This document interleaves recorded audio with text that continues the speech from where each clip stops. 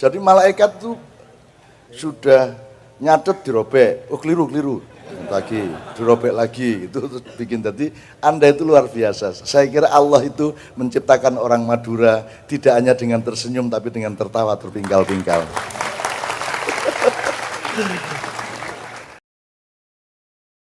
Ana muta'alim wa antum muta'alimun, ya. Kita kadang-kadang antum mu'alim, kadang-kadang sedikit saya juga mu'alim, tapi kita bareng-bareng muta'alim, orang yang belajar ke dalam maupun keluar. Saya mohon beliau-beliau nanti ikut menyumbangkan. Pak Muzamil sampai tanya-tanya kepada beliau, karena saya tidak mengenal konstelasinya di sini. Saya cuma kenal orang Madura yang hampir tiap hari ketemu, ya cuman ya ayyuhal Muzamil kumil laila illa qalila. Dia kumil lailanya rajin. Ma'azaujah itu.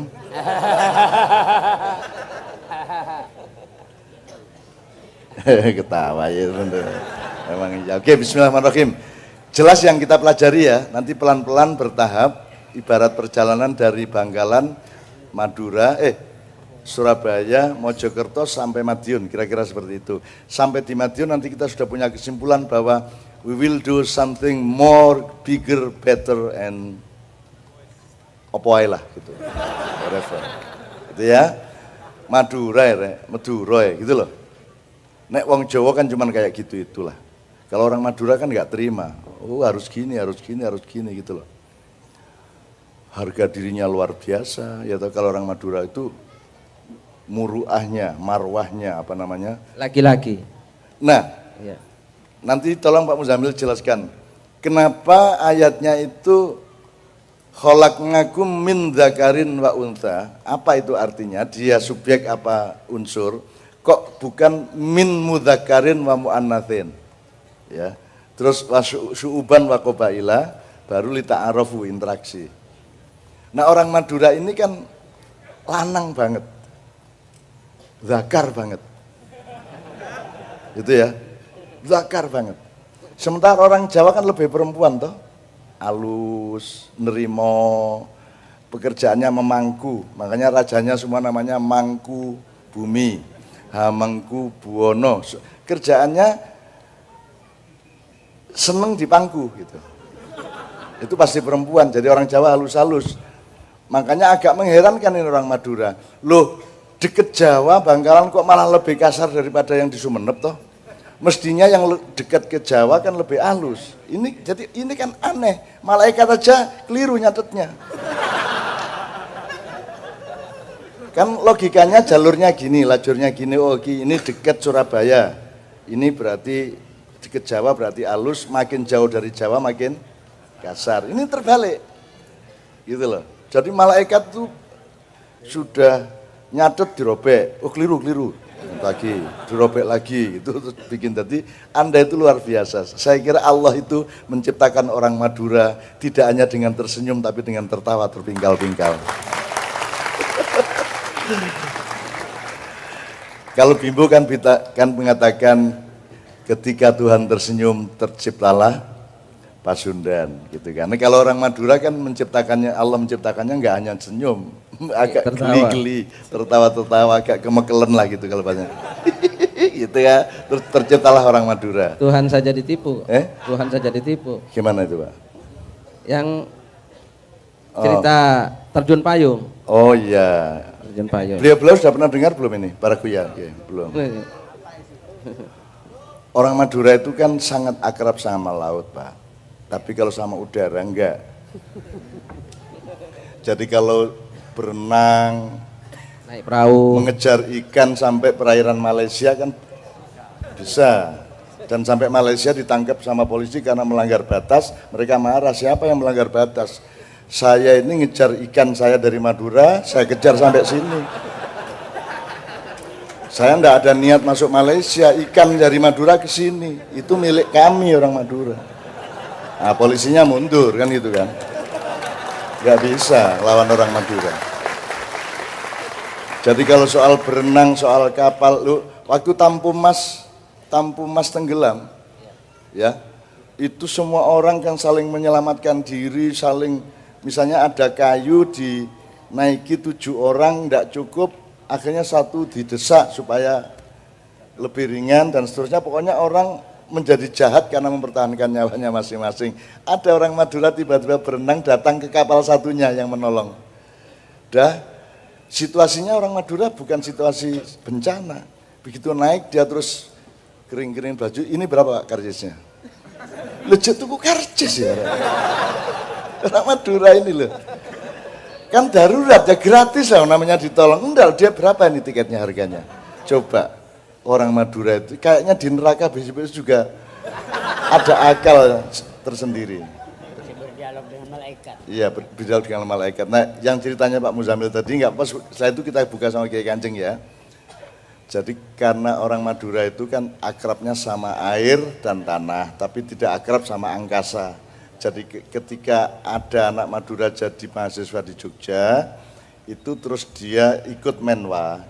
Salah satu training Menwa itu adalah terjun payung. Nah, mulai dia sebagai orang Madura tidak punya pengalaman untuk soal terjun payung, dia takut. Sehingga dia agak gemetar dan terus menyebut-nyebut kalimat thayyibah. Sambil bilang sama Allah, ya Allah, nanti kalau saya disuruh naik pesawat terus diterjunkan dari pesawat, kalau saya selamat sampai di bumi saya beli sapi ya Allah. Gitu.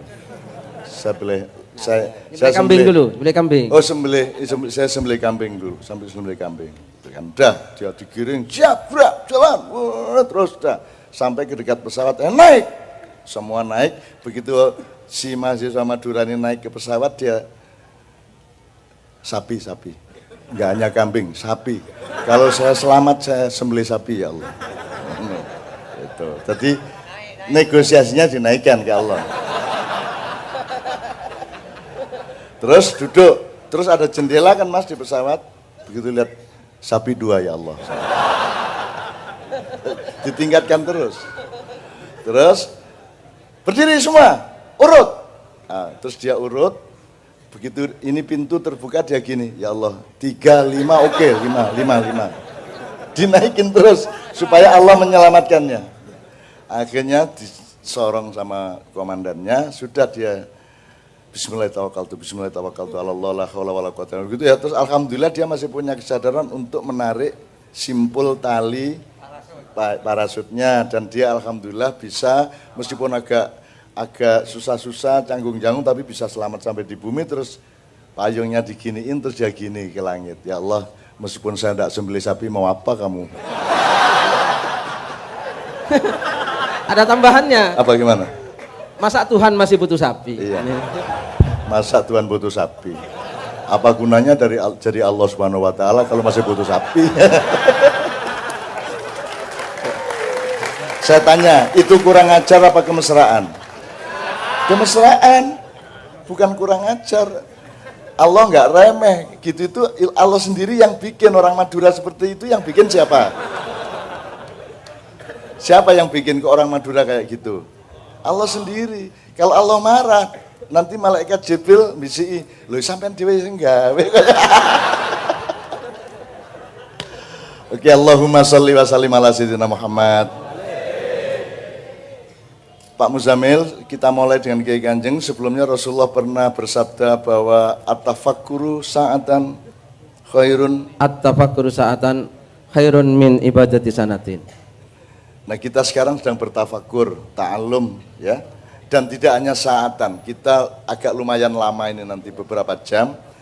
Itu menurut Rasulullah nilainya sama dengan khairun min, lebih baik. Khairun iya, lebih baik. Lebih baik daripada ibadah 1 tahun. Jadi Anda malam ini kira-kira berapa saat ini? Bersaat-saat. Bersaat-saat, katakanlah 10 saat atau mungkin 100 saat. Itu lebih baik daripada sholat 1 tahun. Berarti kalau Anda nanti 4 jam Anda bertafakur, berarti Anda punya jatah tidak sholat berapa?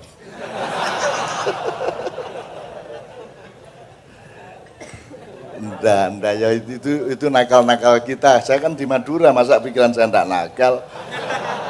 Wong di sini nakal-nakal semua kan, tapi nakalnya kan mesra. Nakalnya nakal baik gitulah. Bayangin. Jual salak. Ada ibu-ibu dari Surabaya. Dikasih harga, marah ibunya, "Pak, salak opel-opel loh. regane larang. Kata si Madura, sampean niku ayu pilih sak salah-salah. Kalah nek karo Madura itu. Gitu ya, bismillahirrahmanirrahim, kita mulai dengan nomor 1, kita kesini karena Allah. Di awal dan di akhirnya, di pangkal dan di ujungnya, apa saja kita karena Allah. Min ridallah ila ridallah, ya kira-kira gitu ya. Kita kalau nggak diridhoi Allah nggak bisa kumpul, dan kita tidak berkumpul kalau tidak menjadi ridho Allah, ya. Oleh karena itu, saya minta untuk yang pertama, saya minta Mbak Yuli untuk memimpin Ya Allah Ridho bareng-bareng, cukup dengan satu referen langsung Ya Allah biha saja. Oke. Ya Allah Ridho bi husnil khotimah. Semuanya mudah-mudahan keluargamu, individumu, pekerjaanmu, masyarakatmu, semua urusanmu oleh Allah diridhoi, dimudahkan, dilimpahi rizki, berkah dan kenikmatan. Amin ya rabbal alamin. Allahumma sholli wa sallim ala sayyidina Muhammad.